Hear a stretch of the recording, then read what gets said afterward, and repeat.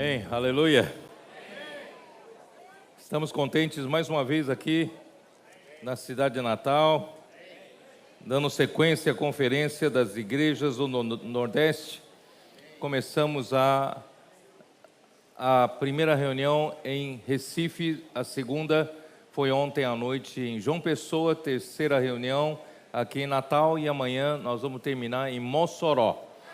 Aleluia!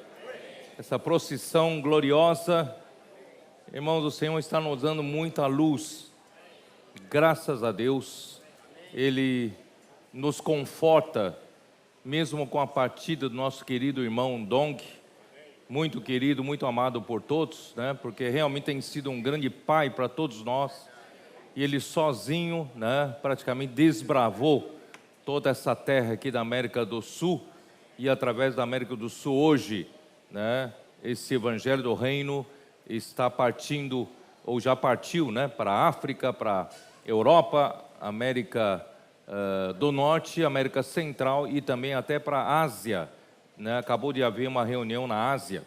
Por isso, irmãos, nós nos sentimos um pouco órfãos, né, com a partida do nosso irmão Dong, mas o Espírito Santo tem sido tão misericordioso conosco, que a transição, né, foi feita muito tranquilamente e com muita presença do Espírito.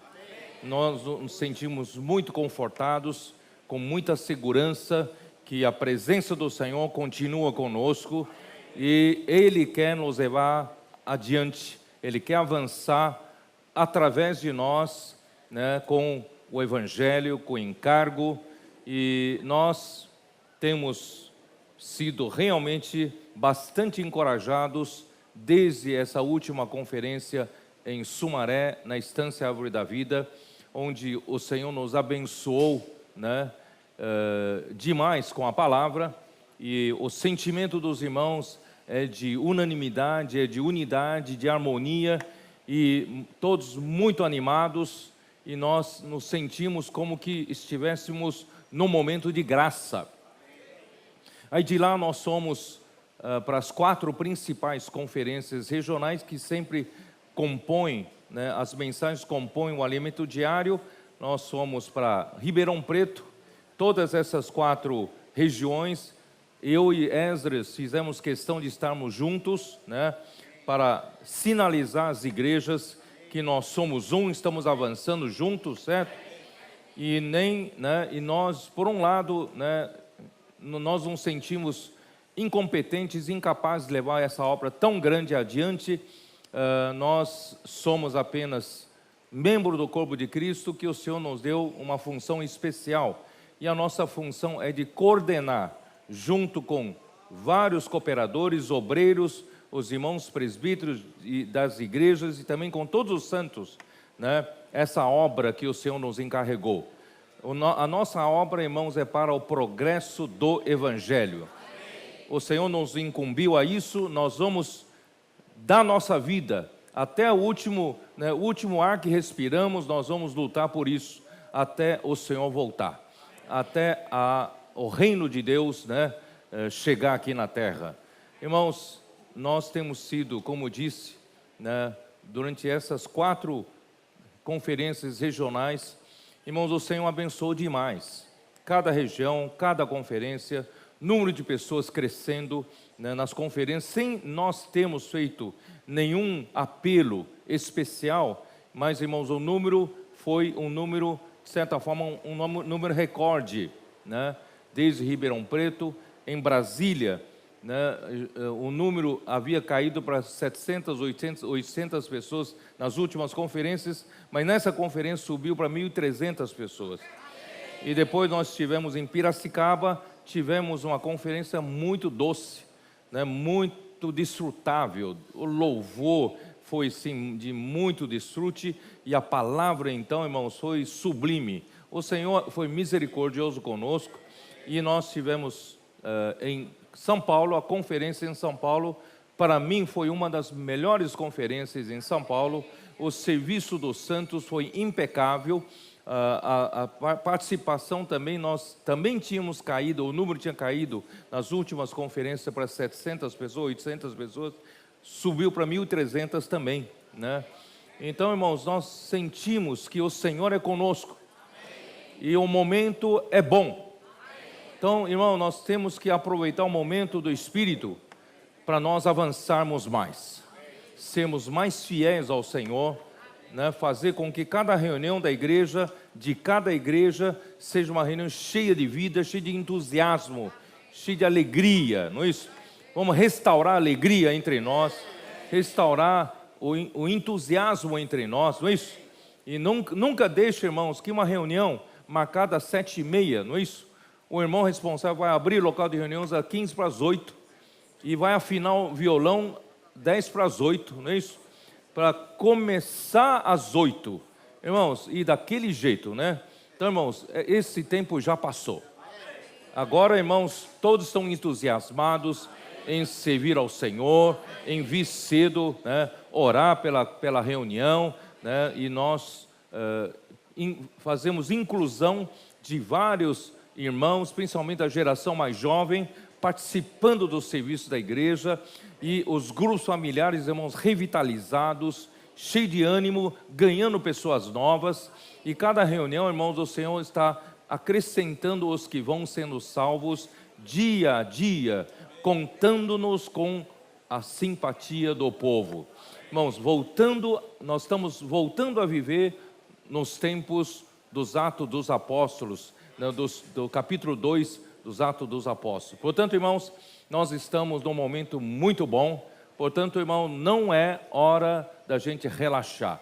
Nós pedimos para o Senhor que nós queremos avançar, né?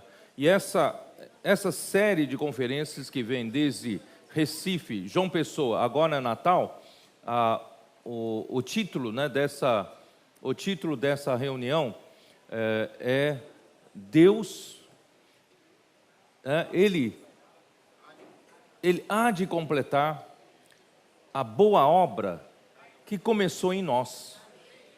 Isso está em Filipenses, capítulo 1, vamos dar uma olhada? Filipenses 1,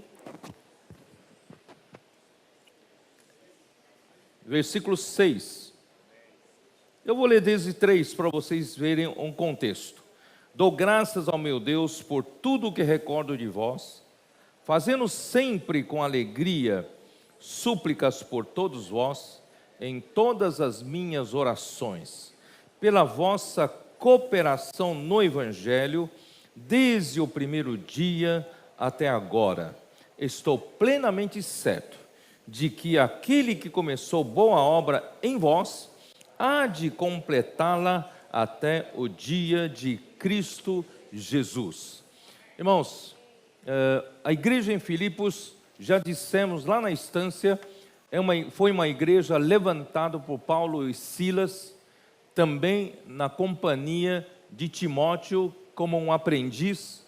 E Paulo e Silas, eles foram pregar o evangelho junto ao rio, onde havia algumas mulheres ali, e a Lídia se apegou à palavra do Senhor, e ela e toda a sua casa foi salva e batizada.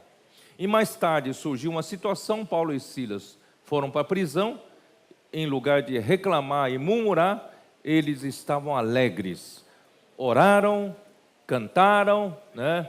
Ali na prisão mesmo, e aconteceu um milagre, vocês sabem a história, não vou detalhar, e o carcereiro e toda a sua casa também foi salvo, também foi batizada.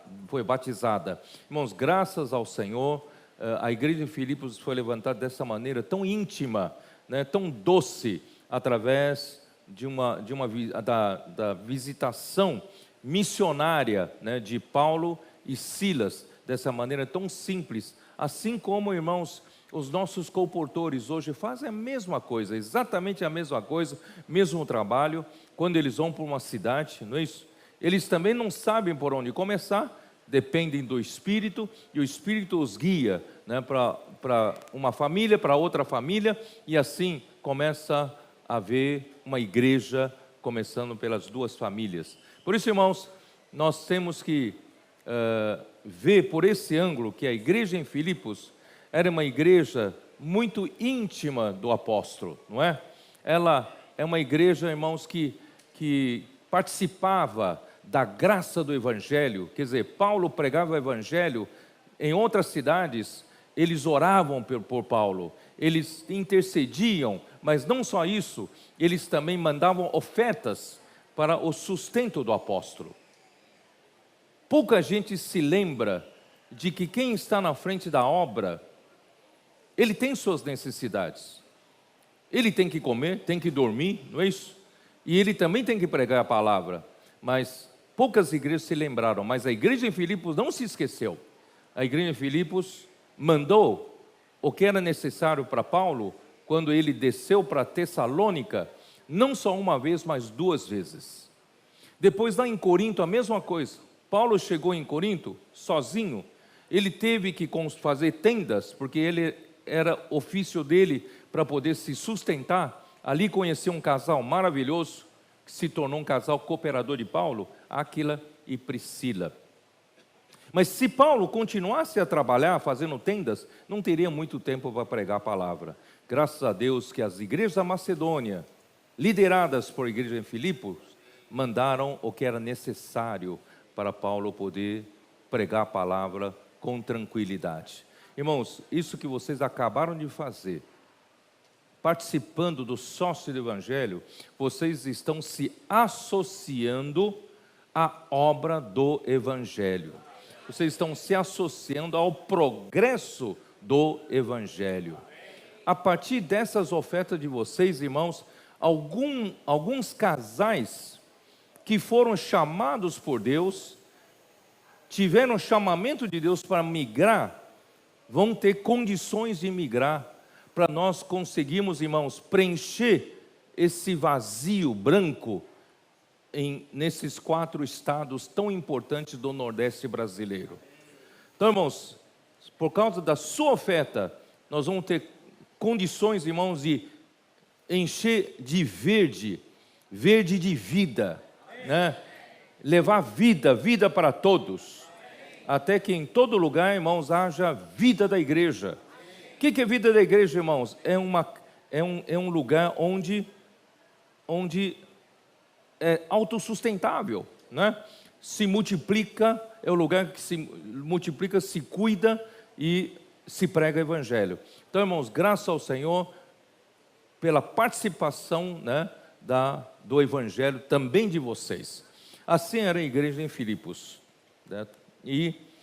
E Paulo, então, no versículo 6, ele diz assim: estou plenamente certo de que aquele que começou boa obra em vós há de completá-la até o dia de Cristo Jesus. Que obra é essa? Quem sabe? Que boa obra é essa?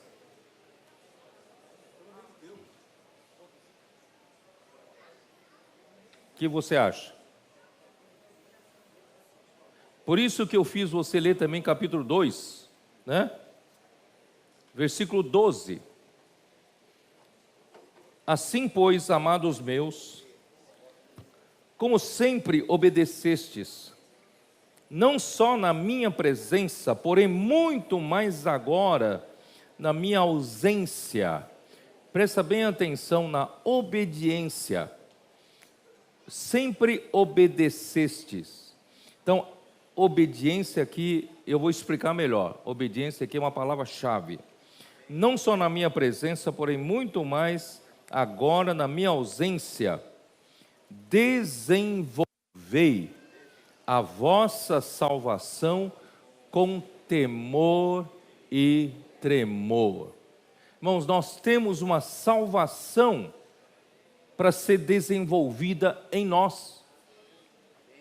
Essa é a boa obra que Deus começou em nós, Ele há de completá-la. Você acha que a obra de Deus em você já se completou? Já terminou? Não, você e eu, nós estamos ainda em construção. Deus está trabalhando em nós. Deus começou a boa obra em cada um de nós, graças a Deus, assim como com a Lídia e a sua casa, assim como com o carcereiro e a sua casa.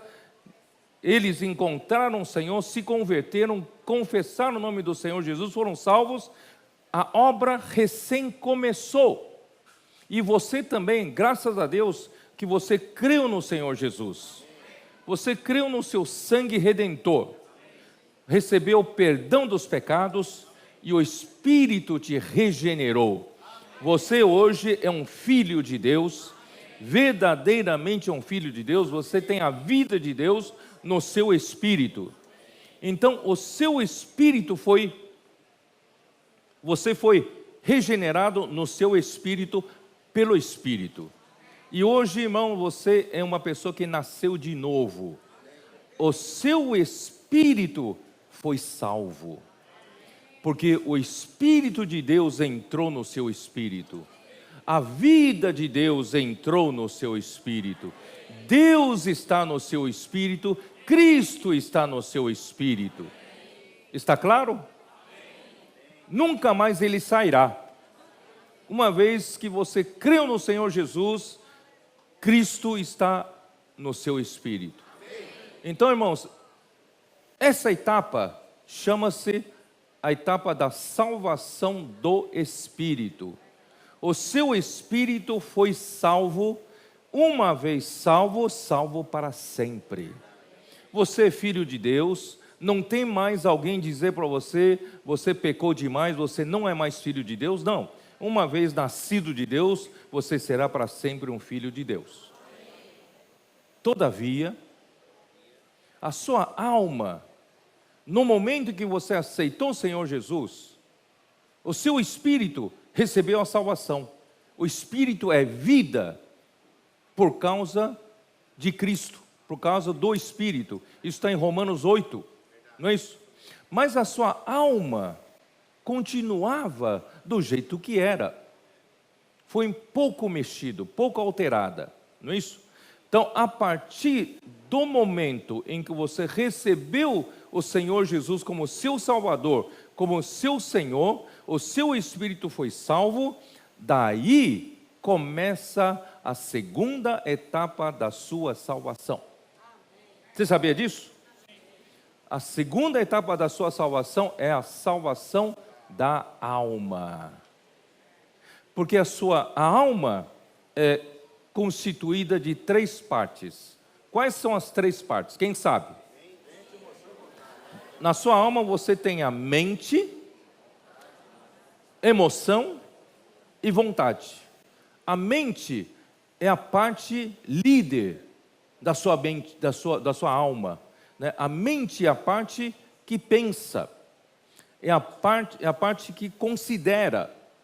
E a emoção vocês sabem, é a parte emotiva, é a faculdade que você usa para amar e para se aborrecer. E a parte da vontade, o próprio nome diz, é um órgão usado para deliberações, fazer decisões, tomar decisões. Portanto, irmãos, cada um de nós, na nossa alma, nós temos 3 partes: mente, pensamento, emoção, amor, ódio e vontade, deliberação, decisão. Essas 3 partes, irmãos, continuam naturais, do jeito que era. Mesmo depois da nossa conversão, a nossa alma foi pouco tocada. A partir desse momento da sua conversão, Deus então começa a trabalhar na sua alma. Certo ou não? Na sua alma está a sua humanidade e a sua personalidade. Deus fez questão de criar você com uma personalidade única. Você é uma pessoa única nesse mundo. Não há segunda pessoa igual a você. Você é importante para Deus. Não diga, eu não sou que nem aquele irmão, então eu não sou importante no corpo. Não, Deus criou você de uma maneira única. E Deus criou você dessa maneira única porque Deus precisa de você. Portanto, irmãos, nós somos nós temos tanta diversidade, que nós somos tão diferentes um do outro, com personalidade diferentes, com passado diferente, com a formação diferente, não é mesmo? Somos tão diferentes. Aí que está a grande sabedoria de Deus em trabalhar em nós.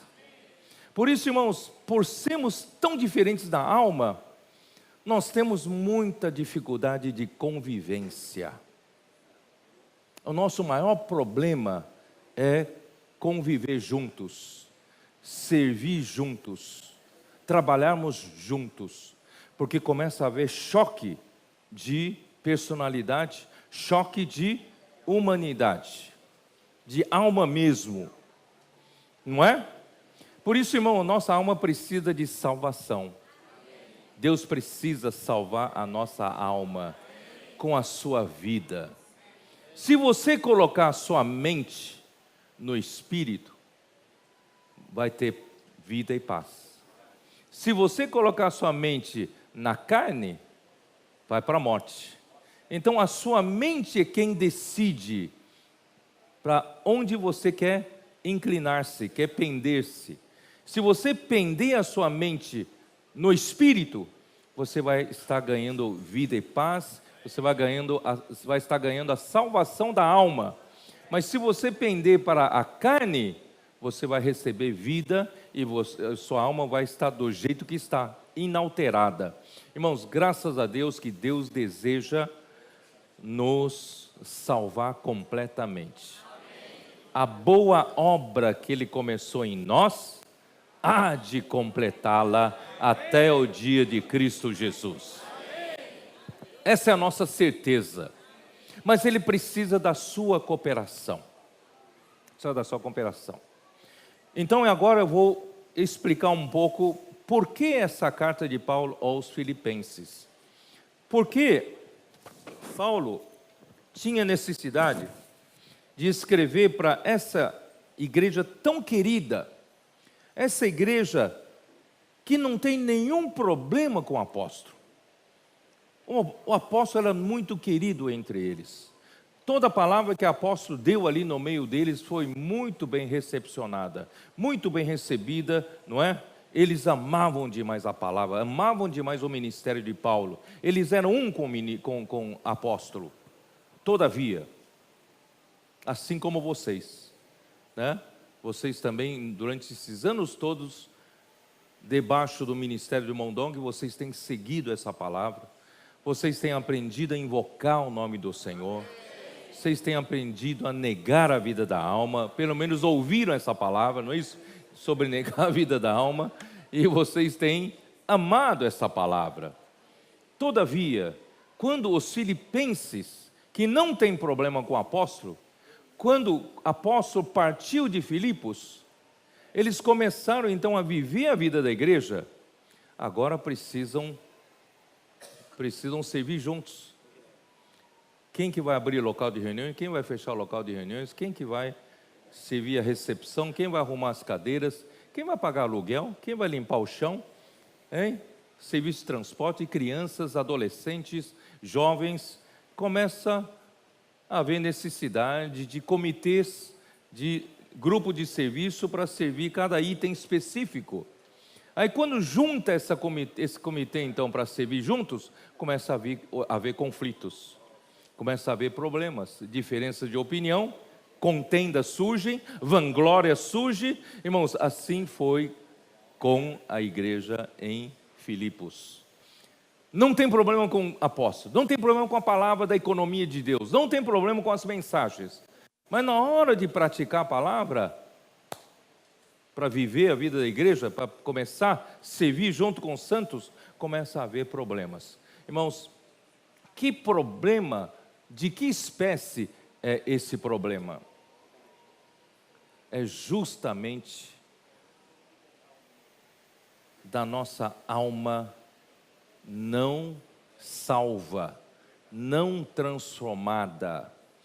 A nossa alma, irmãos, não transformada, traz consigo uma humanidade frágil, traz consigo uma humanidade deficiente, uma humanidade, eu diria até defeituosa.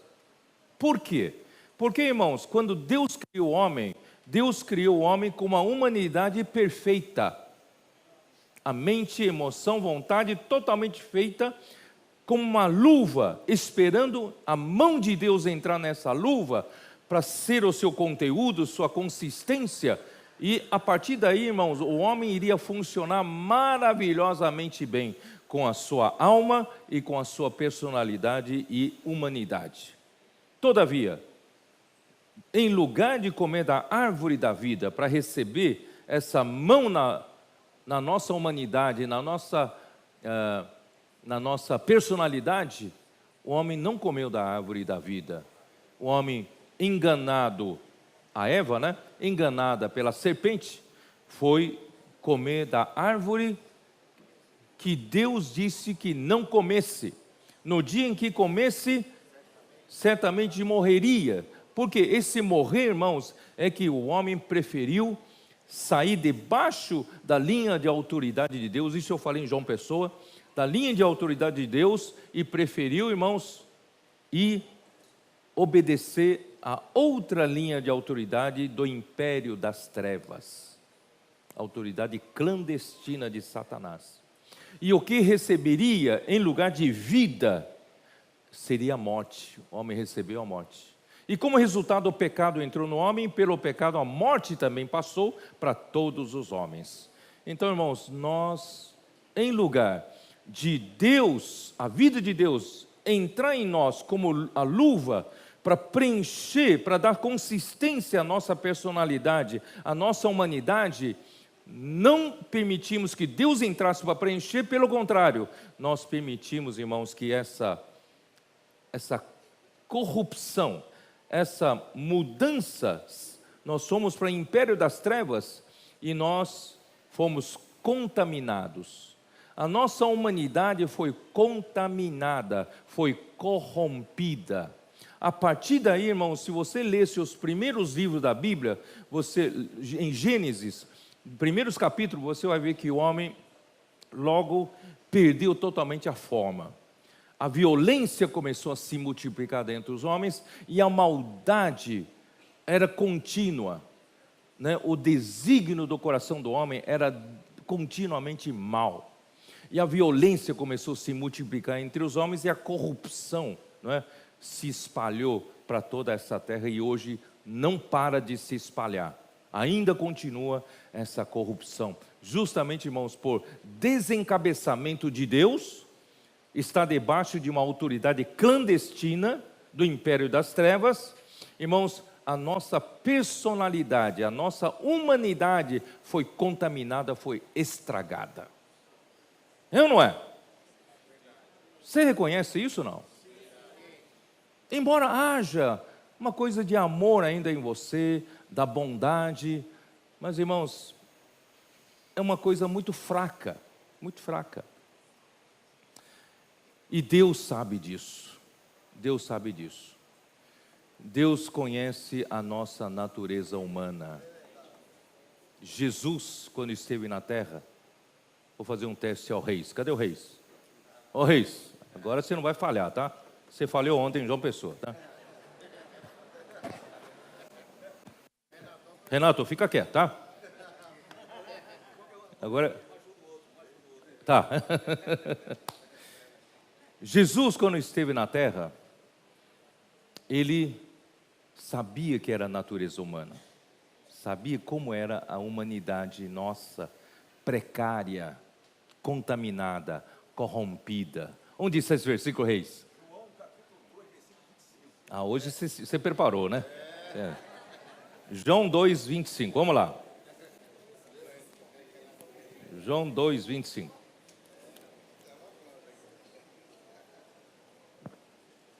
Vamos ler desde o versículo 24.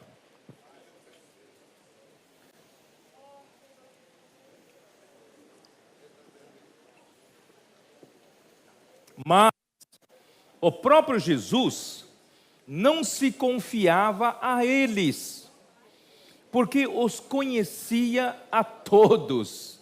Já pensou, irmãos, Jesus estivesse aqui hoje fisicamente e olhasse para nós aqui assim, ele conhece, ele não se confiava em nós, não se confiaria em nós, porque ele conhece a todos, conhece, né? Seria terrível. E não precisava de que alguém lhe desse testemunho a respeito do homem, porque ele mesmo sabia o que era a natureza humana. Então, irmãos, você percebe que essa natureza humana nossa está totalmente inadequada para Deus trabalhar no seu plano, para Deus conseguir nos usar para edificar a igreja, uma igreja gloriosa, sem defeito, sem mácula. Estamos longe de poder ser essa igreja edificada, não é verdade? Qual é a solução então, irmãos? Você sabe que você já teve experiência de reformar a sua casa, não? Às vezes é mais fácil derrubar tudo, fazer de novo, do que reformar, né, Pedro? Às vezes sai mais caro, dá mais dor de cabeça. Irmão, mas Deus não nos abandonou, não. Ele podia dizer, não, esses aí estão muito complicados. Eu vou fazer eles perecerem todos e eu vou criar uma nova criatura para ver se consigo, né, começar do zero. Não, Deus continuou trabalhando conosco. Não nos abandonou. Irmãos, como Deus vai fazer para recuperar a nossa humanidade, irmãos? O que Deus vai fazer? Esse lado, irmãos, que eu estou comentando com vocês, pouca gente abordou esse assunto desse jeito. Quando nós falamos da obra de Cristo, obra de Jesus Cristo, nós logo pensamos na obra da cruz, obra redentora, não é isso? Pela obra da cruz, pela obra redentora, então Deus pôde perdoar nossos pecados, Cristo estabeleceu uma base de justiça para Deus poder nos justificar e poder nos dar a sua vida.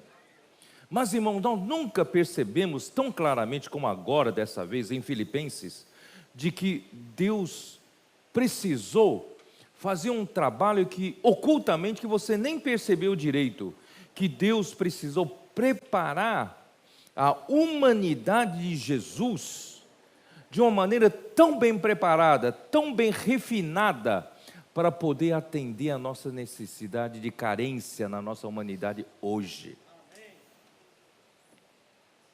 É sobre isso que eu quero falar com vocês. Amém? É a nossa salvação, irmãos. Senão, Deus teria que nos abandonar. Não tem o que fazer conosco, né? Encontrando 2, 3, eu e com o Renatinho, né? Daqui a pouco já estamos brigando. Ou estamos murmurando, vamos estar murmurando, vamos estar o quê? Dividindo, discutindo. Irmão, essa é a nossa natureza. A nossa natureza humana, ela é, antes de tudo, a parte forte dessa natureza humana, a gente tem uma facilidade para julgar um ao outro. É ou não é? Qualquer coisa que acontecer aqui em público, na reunião, vamos supor que aconteceu alguma coisa. Alguém levantou, falou alguma coisa que chocou a todos, imediatamente cada um tem o seu julgamento, não tem? Cada um já faz o seu julgamento. Porque a nossa humanidade é muito fácil julgar os outros. Por isso que Jesus fala, não julgueis. Paulo fala em Romanos 14, não julgueis uns ao outro. Um só reto juiz, deixe que ele julgue, não é isso? Então, irmãos, nós julgamos muito facilmente. Em segundo lugar, por julgar nós criticamos muito facilmente. Em terceiro lugar, se nós julgamos e criticamos, nós cobramos muito uns dos outros. O casamento às vezes não dá certo porque o cônjuge cobra muito do outro. Você não é carinhoso comigo, você não me dá mais afeto, você não é mais assim, você não é mais aquilo, né? Não sei porque eu casei com você, né? E você de príncipe virou sapo, né?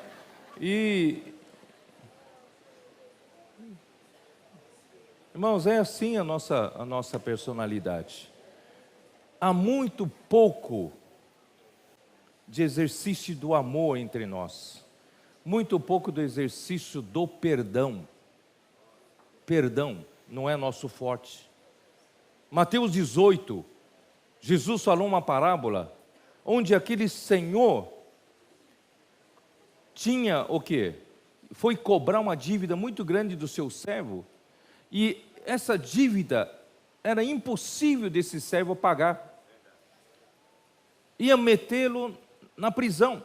Esse servo rogou: tenha misericórdia de mim, não me deixe preso, eu te pagarei cada centavo. Mentira, porque não vai conseguir pagar nunca. E esse senhor falou: tá bom, eu te perdoo a dívida. Mal ele saiu da presença do Senhor, foi cobrar o seu conservo: você me deve um dinheiro muito menor, você me deve aquilo, eu vou colocar você na prisão até você me pagar o último centavo. Irmãos, não há perdão da nossa parte, ou se houver, não é o nosso forte. Não há misericórdia da nossa parte, não há compaixão da nossa parte, não há bondade da nossa parte. Nosso Deus é um Deus misericordioso. Graças a Deus que Ele é um Deus misericordioso. Senão nós seríamos todos consumidos. Quando acordarmos de manhã, irmãos, se a sua misericórdia não se renovar a cada dia, nós seríamos todos consumidos. Lamentações 3:22. Hoje o rei está tinindo, né? Vamos ler, vamos lá. Lamentações 3:22.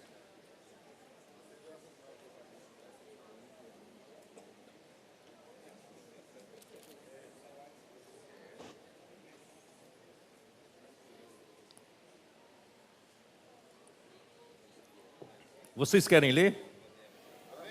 Versículo 22. As misericórdias do Senhor são a causa de não sermos consumidos, porque as suas misericórdias não têm fim, renovam-se a cada manhã. Grande é a tua fidelidade.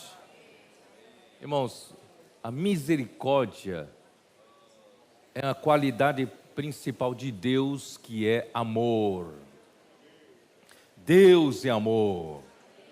Mas quando Deus olha para o homem tão falho, o homem tão fraco, tão frágil, tão cheio de defeitos na sua personalidade, na sua humanidade, tão fracos, Deus exerce misericórdia. Misericórdia e compaixão.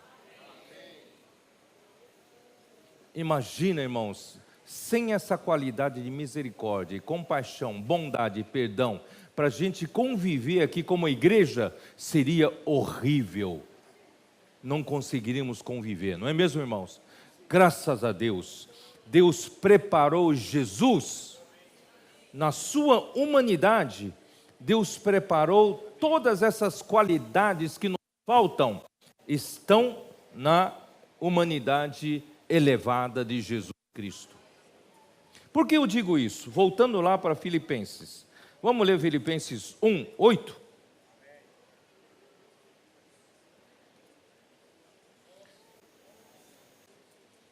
Pois minha testemunha é Deus da saudade que tenho de todos vós na eterna misericórdia de Cristo Jesus. Até Paulo, para ter saudade dos irmãos, ele não usava a sua personalidade, ele não usava a sua humanidade baixa, ele não usava a sua humanidade natural, não usava a sua humanidade, né, aquela saudade melosa. Ele usava, até para ter saudade, a humanidade de Jesus. As eternas misericórdias de Cristo Jesus. Irmãos, Paulo sabia o segredo, que em si, ele não tem uma humanidade adequada para fazer a vontade de Deus. Então ele aprendeu a viver pelas ternas misericórdias de Cristo Jesus. Amém? Esse é o segredo dessa noite. Você quer viver pelas ternas misericórdias de Cristo Jesus? Essa palavra ternas misericórdias, em grego, é splankinon. Splankinon. Estou falando grego para vocês, certo? E é grego mesmo. Só que existe em português. Não é grego não, existe em português, sabia? Procura no seu dicionário a palavra esplankino. Procura na sua Bíblia, no seu dicionário. Esplankino, essa é uma palavra em português. Esplankino são as vísceras, intestino, entranhas. Só que não são entranhas físicas, não são vísceras físicas. Aqui, irmãos, mostra onde estão todos os sentimentos mais profundos da humanidade, do sentimento de um ser humano. E esses sentimentos mais profundos estão misericórdia, compaixão, perdão, bondade, benignidade. Tudo isso, irmãos, está em Cristo Jesus. E você tem esse depósito no seu espírito. O que falta a você, Cristo, Deus, através de trabalhar em Cristo, supriu a sua falta. Está em você. Virando a página, capítulo 2 de Filipenses, versículo 1. Se há, pois, alguma exortação em Cristo, alguma consolação de amor, alguma comunhão do Espírito, se há entranhados afetos e misericórdias. Todas essas palavras, irmãos, vêm de uma palavra só em grego, esplankino. Isso quer dizer o quê? O tradutor tem dificuldade de traduzir, só que o esplankino de Cristo significa onde estão todas as qualidades da humanidade elevada de Jesus, principalmente traduzindo-se em misericórdias, afetos, né? É isso, né? Misericórdia, afetos e entranhas, a parte interior. Irmãos, é disso que a gente precisa, irmãos, isso que a gente precisa. E como nós hoje, como Deus conseguiu esse depósito de entranhados afetos de misericórdia que vão nos ajudar hoje na nossa humanidade frágil, deficiente. Como Deus formou isso? Irmão, não foi fácil. Deus, desde que Jesus se tornou um homem, durante toda a sua vida, mais de 30 anos aqui na terra, Deus foi aperfeiçoando a sua humanidade. Todo mundo pensa que Jesus Cristo já veio com uma humanidade pronta, uma humanidade superior pronta. Não. Ele precisou ser tentado à nossa semelhança, todas as coisas a que nós somos tentados todos os dias. Era necessário Ele poder nos ajudar hoje do jeito que nós vivemos. Você sabia disso ou não? Deus, Ele nos ama tanto, que Ele não foi socorrer ao anjo, Ele veio socorrer a nós. Eu vou ter que abrir aqui, vamos lá. Hebreus. Vamos abrir em Hebreus, o livro de Hebreus. Senhor Jesus. Eu preciso de várias reuniões para descrever isso, tá? Eu vou tentar resumir. Versículo 14 diz assim: visto, pois, que os filhos têm participação comum de carne e sangue, 2,14. Os filhos aqui somos nós, somos filhos de Deus, mas nós somos homens, homens que possuem carne e sangue, e que possuem uma alma deficiente, possuem uma humanidade, não é? Deficiente. A gente precisa de ajuda. Então, ele precisou vir igualzinho a nós, igualmente participou para que por sua morte destruísse aquele que tem o poder da morte, a saber, o diabo, e livrasse a todos pelo pavor da morte, estavam sujeitos à escravidão por toda a vida. Ele nos tirou da escravidão do diabo, pois ele evidentemente não socorre a anjos, mas socorre a descendência de Abraão. Os anjos caíram uma vez, não há mais socorro, não há mais perdão. Mas os homens, irmãos, quantas vezes você já errou diante de Deus? Se a gente errasse uma vez e perdesse a chance de receber perdão, irmão, nós estaremos todos perdidos. Não há um aqui que se salve. Graças a Deus, irmãos, Deus escolheu não salvar anjos, Deus escolheu salvar homens.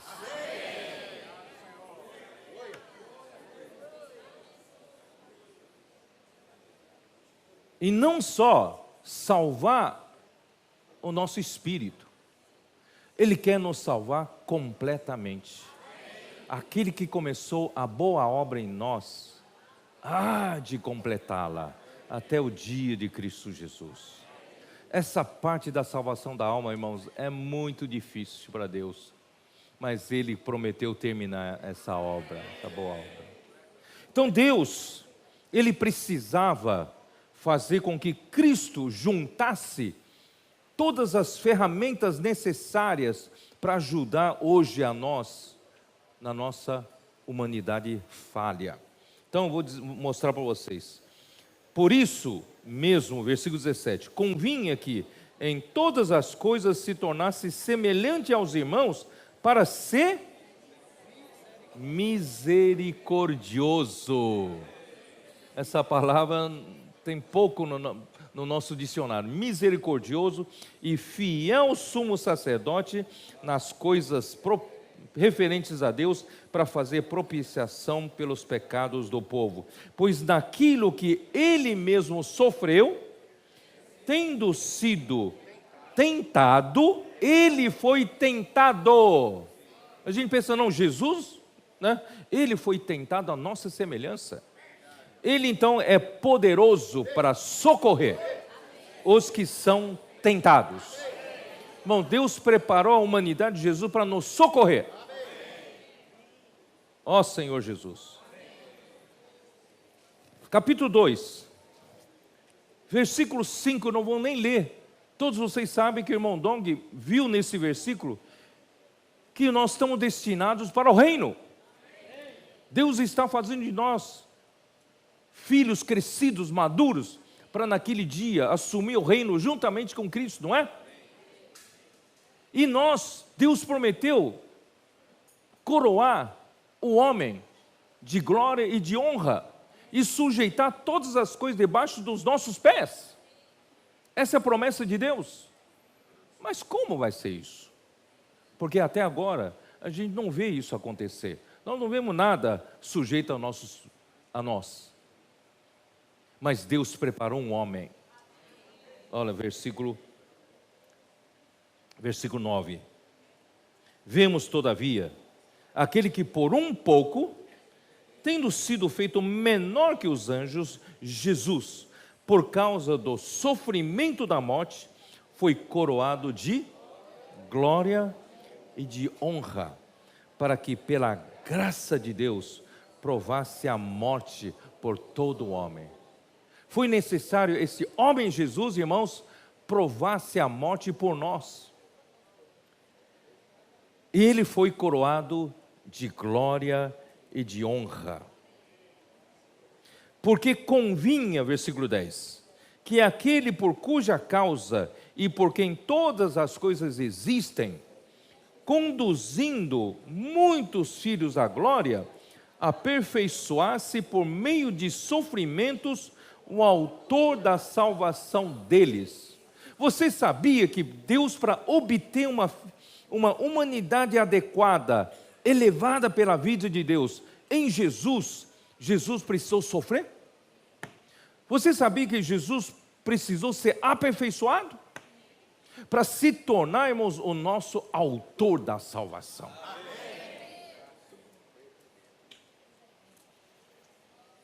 Ó Senhor Jesus.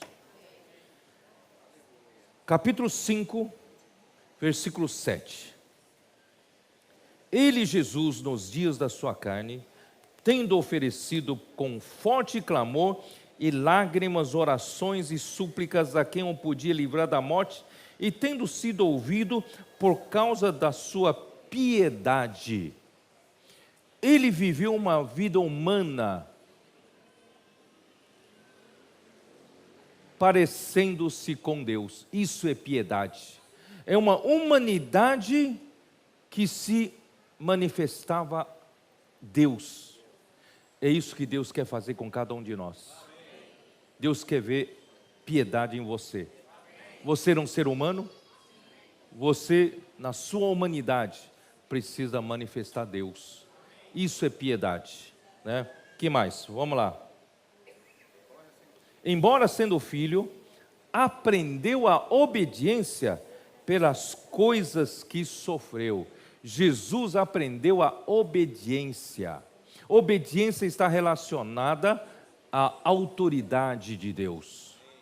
Você vive debaixo da autoridade de Deus todos os dias? Como Deus vai sujeitar todas as coisas à igreja se a igreja não se sujeita a Ele? Por isso, irmão, nós precisamos ter Cristo como a nossa primazia, nossa cabeça. Todos os dias nós o chamamos de Senhor. Ó Senhor Jesus. Irmão, não seja mais dono do seu nariz. O seu dono é o Senhor que você chama, que você invoca. Ele é o seu Senhor. Não tenha tempo tão livre assim, não vou para o shopping, eu quero ir para o shopping. Pergunta se o Senhor quer ir. Não é isso? Então, irmão, nós não temos nossa liberdade. Nós precisamos aprender a obediência pelas coisas que sofremos. Que mais? Tendo sido aperfeiçoado, tornou-se o autor da salvação eterna para todos os que lhe obedecem. Amém? Eu não vou falar muito, porque eu vou confundir a cabeça de vocês demais. Vou simplificar um pouco para vocês agora. Irmãos, ó Senhor Jesus, Deus agora, através da vida humana de Jesus Cristo, Ele teve que obedecer a Deus em todo segundo, em cada segundo da sua vida. Ele nunca deixou de obedecer sequer um segundo. Porque se ele deixasse de obedecer a Deus um segundo sequer, a sua humanidade não seria aprovada por Deus e não poderia nos ajudar totalmente. Mas graças a Deus, Jesus viveu uma vida humana perfeita, obediente até a morte e morte de cruz. E essa humanidade foi aceita por Deus, por quê? Porque essa humanidade, irmãos, pode nos socorrer. Deus colocou essa humanidade toda e colocou nas entranhas de Cristo. Vocês estão entendendo ou não? Deus colocou essa humanidade elevada, né? E colocou nas entranhas de Cristo. Irmão, hoje está à nossa disposição. Tem duas formas da gente se utilizar dessa humanidade elevada de Cristo. Uma é via pronto-socorro, via urgência. Urgência, tá? Eu estou aqui me relacionando com minha esposa, tudo, de repente, um dia eu perdi a paciência com ela. Ou aqui servindo os irmãos, junto com os irmãos, e eu me irritei com o irmão. Esse irmão é cabeça dura, não tem Eu estou a ponto de explodir. Aí eu me lembrei do esplênquinon de Jesus, da humanidade elevada de Jesus. Eu falei, peraí, antes de eu explodir, eu vou buscar socorro. Acheguemo-nos, portanto, ao trono da graça, para buscar o quê? Misericórdia e acharmos graça para socorro. Para a ocasião oportuna. Esse é o pronto socorro, não é? Pronto socorro. Senhor, socorro! Não estou aguentando minha mulher, não estou aguentando meu marido, não estou aguentando esse irmão. Ó Senhor Jesus, me socorre! Aí o Senhor vai nos socorrer com a sua humanidade elevada. Ele pode socorrer ou não pode? Pode socorrer. Ele quer socorrer. Mas Ele não quer a vida toda socorrendo a gente desse jeito. Vocês estão entendendo agora ou não? Onde eu quero chegar? Deus quer, pouco a pouco, salvar sua alma. Deus quer, pouco a pouco, incorporar essa humanidade elevada de Cristo na sua humanidade. Tem as duas formas: pronto socorro e, por outro lado, por meio de amadurecimento. E essa forma da gente amadurecer, crescer e incorporar a humanidade de Cristo, há necessidade de passar também por sofrimentos. Não tem atalho. Se alguém te falar de uma coisa fácil, 2 Pedro capítulo 1, na Bíblia de alguém, associe a vossa fé, vai direto para amor ágape.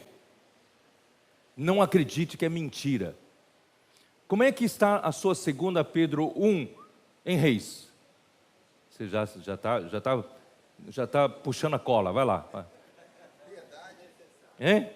Associei a vossa fé, a virtude, passo a passo. Associei a vossa virtude, o conhecimento, com conhecimento, domínio próprio, com domínio próprio, a piedade, com a piedade. Não, nós pulamos a perseverança. Domínio próprio, perseverança, piedade, amor fraternal e amor ágape. Não se pula etapas, não é? Se Jesus teve que sofrer para aprender obediência, irmãos, nós também precisamos passar por sofrimentos para incorporar a humanidade elevada de Cristo a nós. Reis, essa aqui é de você, Romanos 5. Você que me falou Romanos 5. Vamos lá, o que ele fala? Romanos 5. A tribulação produz perseverança. Oxa. Perseverança, experiência. Experiência é esperança. Romanos capítulo 5. Vamos lá. Qual versículo? Começa no 1, mas a partir do 3. Começa no 1, quem quiser ler desde 1, irmãos, é maravilhoso, tá? Mas só para ganhar tempo, vamos ler no versículo 3. E não somente isto, mas também nos gloriamos nas próprias tribulações, sabendo que a tribulação produz perseverança. Vamos dar uma paradinha aqui. Por que é importante tribulação? E que tipo de tribulação? Tribulação aqui não é porque você roubou um carro, foi preso, né? Não é esse tipo de tribulação. Tribulação, irmão, pode ser uma doença na família, pode ser um problema com seu filho, pode ser situações extraordinárias, não é isso? Na sua casa, pode ser. Tudo isso pode contribuir. Mas, irmãos, eu me refiro principalmente você servindo na obra do Senhor, servindo na igreja. Sofrimento, irmão, por amor ao corpo de Cristo, por amor ao Senhor. Você ama o Senhor, você ama a igreja, você quer dar o melhor para o Senhor, você serve junto com os irmãos. Às vezes, irmãos, esse irmão, não é? Você não vai buscar na casa dele, não vai para a reunião, né? Você visita essa cidade nova, já faz 5 anos que está visitando. Se você não vai, não tem reunião. Se você vai, tem reunião. E toda vez que você vai, parece que tem que começar tudo do zero. Já está tudo desanimado, você tem que animar tudo de novo. Mas você não vai dar certo, não vai dar certo, eu desisto. Irmãos, é esse tipo de tribulação, esse tipo de sofrimento do dia a dia nosso, principalmente no serviço ao Senhor. Irmãos, é nessa hora que surge a perseverança. Nessa hora, vocês sabem que uma das qualidades do irmão Dong era resiliência. Resiliência é determinação para fazer aquilo que Deus propôs, e nenhuma dificuldade pode desviar você desse caminho para chegar lá. Irmãos, isso é perseverança. Então essa perseverança só vem, irmão, depois de muita tribulação. E a perseverança é uma qualidade que todo servo de Deus precisa. Não olha para a direita, não olha para a esquerda, no meio do sofrimento, irmãos, não desanima, não desiste. Você é assim? Você só vai ser assim se passar por tribulação. Não é mesmo, irmãos? Tribulação torna você mais calejado. E não desanima você. Você está desanimado na vida da igreja? Não. Está motivado? Ótimo. É isso aí. A tribulação tem que produzir perseverança. E dessa forma, irmãos, a perseverança vai produzir o quê? Experiência. Irmãos, experiência vale ouro. Experiência vale ouro. Em todo setor, não é isso? No seu segmento profissional, a experiência conta muito, não é?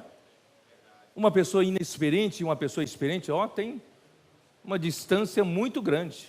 Na vida da igreja é a mesma coisa. Quem tem experiência para lidar com a situação, quem não tem experiência para lidar com a situação, você pode arruinar tudo. Para quem não tem experiência, e quem tem experiência pode tornar tudo que é oposição virar o quê?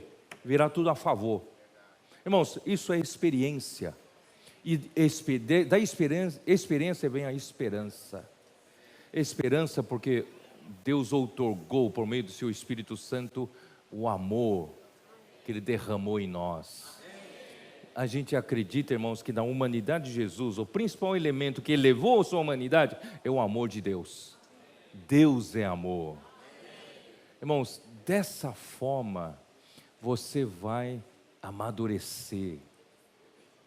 Dessa forma você vai incorporar a humanidade elevada de Jesus. Quer dizer, você não precisa pedir socorro, mas você já pouco a pouco está se tornando igual a Jesus.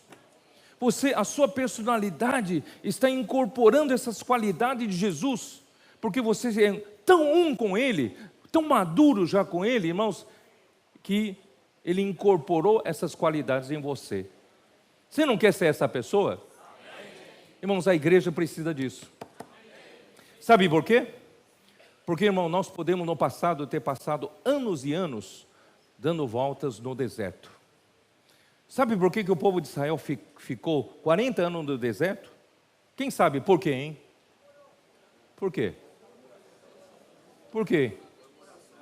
Murmuração, queixa, desobediência, insatisfação, contendas, discutem com Moisés, com Arão, né? E ofendem a Deus. Irmãos, você quer continuar assim no deserto? A vida da igreja em Natal, vamos ficar dando voltas, até o Senhor voltar, estamos dando volta, estamos brigando entre nós, contendendo entre nós, nos mordendo, nos devorando, destruindo-nos. Vamos fazer isso ou não? Chega, né? Vamos crescer, vamos amadurecer, deixar as picuinhas de lado, não é? Tomar a humanidade de Cristo para a nossa humanidade, irmão, e construir, edificar a igreja com amor, misericórdia, ternura, afeto, perdão, irmãos, honestidade. Aqui não haverá mais falsidade, não haverá vanglória, ninguém quer sobressair sobre o outro, não é isso? Ninguém quer competir com ninguém, todos suportam um ao outro, oram uns pelos outros, irmãos. Quem que não quer entrar numa sociedade dessa? Esse mundo, irmãos, está cheio de corrupção, cheio de pecado, cheio de contaminações, cheio de falsidade, cheio de interesses, mas aqui tem uma comunidade regida pelo amor, pela misericórdia, compaixão, perdão, cuidado mútuo, e todo esse sentimento é verdadeiro, não é fingido, porque nós tomamos a humanidade elevada de Jesus para viver a vida da igreja. Amém. Irmãos, isso vai atrair muitas pessoas. Amém. Você acredita nisso? Amém. Aí a nossa pregação do evangelho terá força, porque nós vivemos aquilo que pregamos. Muitas vezes nós pregamos uma palavra bonita e alguém vai dizer, se ela é tão boa, essa palavra é tão boa, quero ver no seu viver. E muitas vezes a gente não consegue mostrar o nosso viver. Mas agora, irmãos, graças a Deus, por esse caminho, nós podemos fazer isso. Amém? Amém? Quem está disposto a se amadurecer? Amém. Deixar o Senhor trabalhar em nós.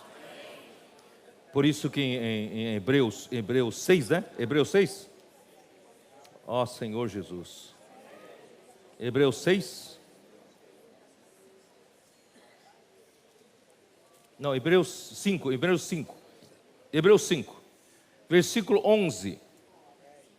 A esse respeito, temos muitas coisas que dizer e difíceis de explicar, porquanto vos tendes tornado tardios em ouvir. Vamos ser como eles, não? Ser tardio em ouvir essas coisas e continuar rodando no deserto? Quem está disposto a ficar mais 40 anos no deserto? Eu não tenho tempo para isso. Eu não tenho idade para isso. 40 anos? Não tenho idade para isso. Eu tenho que sair logo do deserto. Quero entrar na boa terra. Pois com efeito, quando devíeis ser mestres, vocês já deviam ser mestres. Atendendo ao tempo decorrido, tendes novamente necessidade de alguém que vos ensine de novo quais são os princípios elementares dos oráculos de Deus? Assim, vós tornastes como necessitados de leite e não de alimento sólido. Irmãos, graças ao Senhor, nós hoje podemos comer alimento sólido. Essa palavra dessa noite foi alimento sólido. Espero que você não engasgue. É alimento sólido, né? Ora, todo aquele que se alimenta de leite é inexperiente na palavra da justiça, porque é criança. Olha só a experiência e inexperiência. Mas o alimento sólido é para os adultos, para aqueles que pela prática e têm as suas faculdades exercitadas para discernir não somente o bem, mas também o mal. Só para convencer vocês da salvação da alma, ainda quero ler 1 Pedro 1, que é muito conhecido, acho que eu vou ler para terminar, tá bom? Ó Senhor Jesus. Versículo 3. Bendito o Deus e Pai de nosso Senhor Jesus Cristo, que segundo a sua muita misericórdia, nos regenerou para uma viva esperança, mediante a ressurreição de Jesus Cristo dentre os mortos, para uma herança incorruptível, sem mácula e imarcessível, reservada nos céus para vós outros, que sois guardados pelo poder de Deus, mediante a fé, para a salvação preparada para revelar-se no último tempo. Não é só salvação do espírito, salvação da alma principalmente, e também naquele dia a salvação do corpo. Nisso exultais, embora no presente, por breve tempo, se necessário, sejais contristados por várias provações. Irmãos, se necessário. Quem tem humanidade deficiente tem necessidade. Você tem necessidade? Amém. Para que, uma vez confirmado o valor da vossa fé, muito mais preciosa do que o ouro perecível, mesmo apurado por fogo, redunde em louvor, glória e honra na revelação de Jesus Cristo. Irmãos, vale a pena passar por esse tipo de tribulação. Nos amadurece. A quem não havendo visto a mais, no qual não vendo agora, mas crendo, exultais com alegria indizível e cheia de glória, obtendo o fim da vossa fé, a salvação da vossa alma. Você já associou a fé à virtude, e com a virtude ao conhecimento, e com o conhecimento domínio próprio, e com o conhecimento próprio a perseverança, e com a perseverança a piedade, e com a piedade o amor fraternal, com o amor fraternal o amor ágape. Quer dizer, vocês já obtiveram o fim da vossa fé. Vocês caminharam todo esse percurso e foram amadurecidos.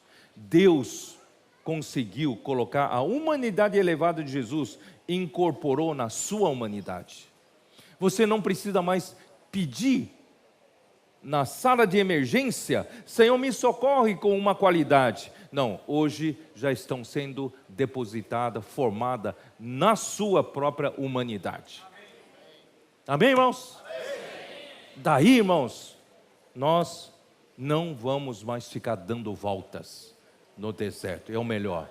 Nós vamos entrar no descanso de Deus. Ainda resta um repouso para o povo de Deus. Por isso, enquanto se ouvides a sua voz, não endureçais vosso coração. Aproveite enquanto tem o dia de hoje. Vamos entrar por esse caminho da tribulação, caminho de incorporação da humanidade de Jesus, para viver essa vida maravilhosa da igreja. Irmãos, essa é a vida que todo mundo pediu a Deus, cheio de amor, misericórdia, compaixão, perdão, bondade, benignidade, etc, etc, etc. Todos frutos do Espírito. E nós vamos edificar a igreja, vamos trazer o Senhor de volta. Seremos todos coroados de glória e de honra na vinda, na revelação de nosso Senhor Jesus Cristo. Obteremos o fim da nossa salvação, salvação da alma, e o nosso corpo, irmãos, também será transfigurado. Esse corpo mortal será revestido de imortalidade. Nós seremos todos ser tripartidos salvos. Essa é a boa obra que Deus começou em nós e Ele vai terminar. Jesus é o Senhor.